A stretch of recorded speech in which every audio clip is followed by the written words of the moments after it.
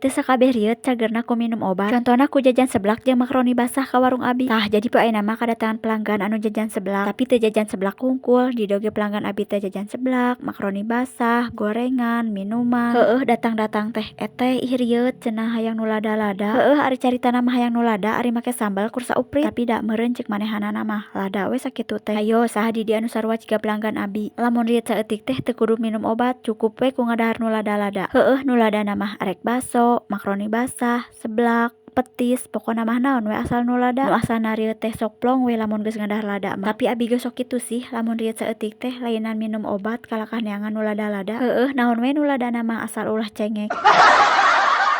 Tah jadi pelanggan abi teh jajan seblakna 2 porsi. Nu saporsi mah sambelna teh sauprit, ari nu saporsi deui mah sambelna teh menta sasendok. Terus di dieu oge selain aya pelanggan anu kerja jajan seblak, aya oge pelanggan anu meuli kopi. Coba barudak di tempat maraneh ngajual kopi sabaraha. Kopi diseduh dijual sabaraha, terus lamun teu diseduh oge dijual sabaraha. Kamahalan teu nya lamun ngajual kopi diseduh hargana 3.000. Tah ieu teh nyen pesenan seblak anu pertama beres. Lanjut di dieu teh abi nyen pesenan pelanggan anu kadua. Tah pelanggan anu kadua mah kur jajan bacil, minuman jeung gorengan.